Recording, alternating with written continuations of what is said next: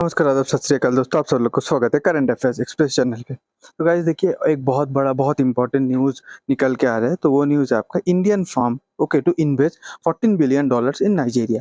इसका मतलब क्या है कि आज तक इंडिया को सिर्फ एक ऐसा कंट्री माना जाता था जो इन्वेस्टमेंट मांगता है, जिसमें बाहर का country foreign countries foreign direct investment आता है। बट अभी इंडिया का इकोनॉमिक पावर इतना बढ़ चुका है कि इंडिया दूसरे कंट्री पे भी इन्वेस्ट करने की दमखम रखता है। ठीक है, तो नाइजीरिया पे इंडिया $40 बिलियन इन्वेस्ट करेगा। इसमें से मैं आपको बता रहा हूँ, $8 बिलियन नाइजीरिया का क्रूड ऑयल सेक्टर पे जाएगा और बाकी $6 बिलियन इंडिया का जो जिंदल स्टील है, ठीक है, वो नाइजीरिया का स्टील सेक्टर पे, iron and ore and steel sector पे इन्वेस्ट करेगा। ओके, उसके बाद देखिए नाइजीरिया, अचानक नाइजीरिया क्यों? ओके, नाइजीरिया कि इसलिए क्योंकि आप सब लोग को मैं एक पुराना वीडियो है, वो वीडियो का लिंक भी डिस्क्रिप्शन पे दे दूंगा, जिसको देखना है देख लीजिएगा।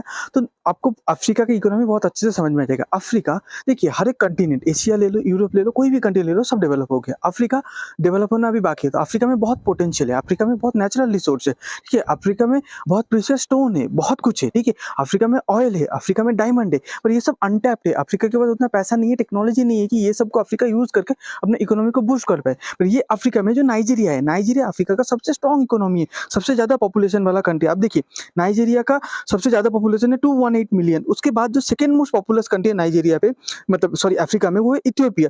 वो मतलब 200 पे भी नहीं, वो डायरेक्ट 123, मतलब लगभग 90 मिलियन कम उससे। ठीक है, तो गैप देख सकते हैं सेकंड और थर्ड, इथियोपिया और इजिप्ट में देखिए ओनली 13 मिलियन का गैप है, बट इथियोपिया और नाइजीरिया पे देखिए कितना मतलब कितना ज्यादा गैप है। ओके, उसके बाद देखिए नाइजीरिया का अगर आप जीडीपी देखेंगे तो नाइजीरिया का जीडीपी है सबसे बड़ा जीडीपी, लार्जेस्ट जीडीपी है अफ्रीकन पूरे कंटिनेंट पे। ओके, $477 बिलियन, मतलब नाइजीरिया अफ्रीका का लीडर है इकोनॉमिकली। ओके, सबसे ऊपर है। अगर अफ्रीका का टॉप 3 आपको मतलब सबसे ज्यादा स्ट्रॉन्गेस्ट इकोनॉमी देखेंगे, नाइजीरिया, उसके बाद आता है सेकंड पे इजिप्ट, उसके बाद आता है साउथ अफ्रीका। ओके, उसके बाद देखिए नाइजीरिया का एक बात बता दो, नाइजीरिया पे पता है इंग्लिश स्पीकिंग कंट्री है, उन लोग इंग्लिश समझते हैं, पर नाइजीरिया पे हॉलीवुड से ज्यादा बॉलीवुड चलता है, क्योंकि नाइजीरिया का जो कंजर्वेटिव मेंटेलिटी है, जो ट्रेडिशनल नॉर्थ है, ये बॉलीवुड के साथ अपने आप को ज्यादा कंपैरिजन कर पाते हैं। कंपैरिजन मतलब अपने आप को ज्यादा बॉलीवुड के साथ जोड़ पाते हैं, कनेक्ट कर पाते हैं। ओके, नाइजीरिया पे मुस्लिम जो पॉपुलेशन है, वो इंडिया का जो स्टोरी लाइन होता है बॉलीवुड मूवी का, उसमें एफिनिटी, उसमें कनेक्शन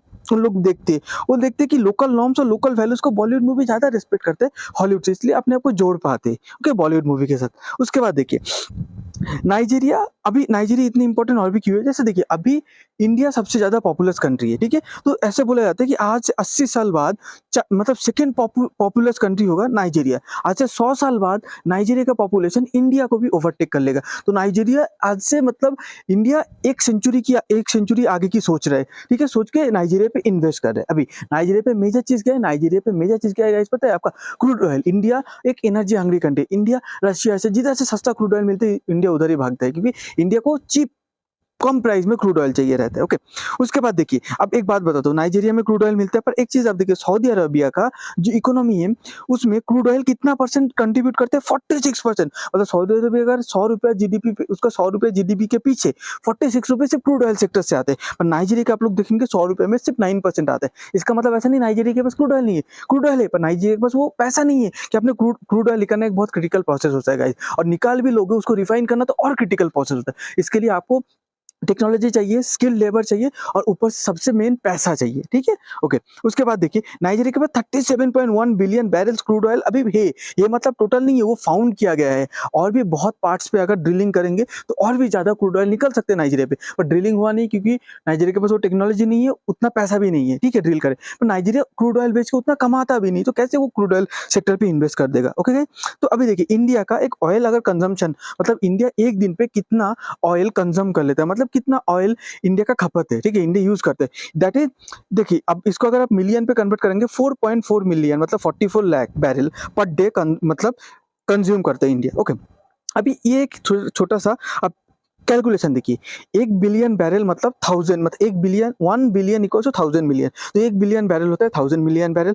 अब नाइजीरिया के पास कितना बिलियन बैरल है? 37 ही मान लेते हैं, 37 बिलियन बैरल है, मतलब 37,000 मिलियन बैरल से। ओके, अब इंडिया का रिक्वायरमेंट्स क्या है? इंडिया का रिक्वायरमेंट्स है 4.4 मिलियन बैरल पर डे। तो 37 जो बिलियन बैरल है नाइजीरिया के पास, उसका मतलब क्या है? 37,000 मिलियन बैरल्स नाइजीरिया के पास ऑयल है। अब इंडिया वो 37,000 मिलियन से 4.4 मिलियन पर डे अगर रिक्वायरमेंट्स होता है, तो नाइजीरिया के पास कितना ऑयल है गाइस पता है? 8,409 दिन में। नाइजीरिया के पास जितना ऑयल है उतना ऑयल पे इंडिया 8,409 दिन, मतलब 23 साल तक नाइजीरिया का ऑयल यूज कर पाएगा इंडिया। वो भी जो ऑयल अभी नाइजीरिया पे ढूंढा गया है, अभी जमीन के नीचे जो अनटैप्ड ऑयल है जो ढूंढा नहीं गया है, वो ढूंढेगा तो ये नंबर और भी बड़ा हो जाएगा। ओके, 23 साल से शायद 50 साल हो जाए। अब एक बैरल का अभी मार्केट पे प्राइस चल रहा है, एवरेज प्राइस $100। तो 1 बिलियन बैरल का कितना हुआ? $100 बिलियन। ठीक है, 37 बिलियन बैरल का कितना प्राइस होगा? $37,000 बिलियन। देखिए, तो $37,000 बिलियन का एक जो नाइजीरिया का जो ऑयल है उसके लिए इंडिया कितना इन्वेस्ट कर रहा है? $8 बिलियन। 14 में से आपको बोला $6 बिलियन स्टील पे जाएगा, तो $8 बिलियन इन्वेस्ट कर रहे हैं ताकि $3,700 बिलियन का, ठीक है, आप मतलब मार्केट कैप्चर कर पाए इंडिया। मैं ये नहीं बोल रहा हूँ इंडिया $3,700 बिलियन का मार्केट पूरा ले लेगा, उसका अगर 10% भी लेते हैं वो होता है $370 बिलियन। तो 8 बिलियन इन्वेस्ट करके का $370 बिलियन का फायदा इंडिया को हो रहा है, तो इसमें बुराई क्या है? ओके, अब देखिए इंडिया ये 2013 में है, ठीक है, नाइजीरिया का जो ऑयल मार्केट है, ऑयल मार्केट पे इंडिया नाइजीरिया का सबसे बड़ा बायर था, ठीक है, खरीदार था। उसके बाद जैसे ही यूक्रेन युद्ध चालू हुआ 10 साल बाद 2023 में, ठीक है, क्या हो गया? इंडिया जो नाइजीरिया का सबसे बड़ा बायर था, इंडिया ने नाइजीरिया से ऑयल बाय करना बंद कर दिया। क्यों बंद कर दिया? क्योंकि प्राइस ज्यादा था, रशिया और सस्ता दे रहा था यूक्रेन युद्ध के टाइम, इसीलिए इंडिया रशिया से ऑयल खरीदने लगा। पर अगर ये इंडिया अभी नाइजीरिया इंडिया के साथ पार्टनर करेगा तो जो उसका जो लार्जेस्ट बायर था वो फिर नाइजीरिया के पास वापस आएगा, और इंडिया एक ट्रस्ट वर्दी पार्टनर है, ठीक है। जैसे देखिए, आप बोलोगे चाइना का तो बहुत इन्फ्लुएंस है अफ्रीका में, ऑब्वियसली है, नाइजीरिया पे है, पर चाइना क्या है पता है? चाइना नाइजीरिया का लेंडर है, मतलब चाइना नाइजीरिया को उधार दे रहा है, उधार, ठीक है। आपको अगर कोई पैसा उधार देगा तो टाइम होने पर जबरदस्त से आपसे पैसा लेगा, ऊपर इंटरेस्ट लेगा, पर इंडिया उधार नहीं दे रहा है, इंडिया इन्वेस्ट कर रहा है, ठीक है, इंडिया इन्वेस्ट कर रहा है, मतलब आपके ऊपर कोई प्रेशर नहीं है, इंडिया अपने मन से इन्वेस्ट कर रहा है। ओके, एक समझ में। उसके बाद देखिए, चाइना नाइजीरिया पे बहुत अच्छा बन के घुस तो गया, पर नाइजीरिया जो जमीन पे माइनिंग करने की परमिशन नहीं देते, चाइना उधर भी माइनिंग करना चालू कर देते हैं, ठीक है। ये सबसे बड़ा नाइजीरिया को प्रॉब्लम है, क्योंकि इलीगल माइनिंग होता है। ओके, उसके बाद देखिए, नाइजीरिया इंडिया को ज्यादा भरोसा क्यों करता है? क्योंकि ये जो इंडिया में जो G20 समिट होने वाला है, अफ्रीका गरीब देश है, उसको कोई नहीं पूछता, पर G20 समिट में जैसे इंडिया होने वाला है, तो इंडिया के पास राइट है कि किसको कौन कौन से कंट्री को गेस्ट पे बुलाए। तो गेस्ट कंट्रीज के लिस्ट पे देखिए नाइजीरिया का नाम है, मतलब इंडिया ने नाइजीरिया को बुलाया, तो नाइजीरिया इसको एक गुडविल जेस्चर, एक अच्छा जेस्चर, एक अच्छा बिहेवियर के हिसाब से देखते हैं, इंडिया एक ट्रस्टवर्दी पार्टनर बनता है, ठीक है।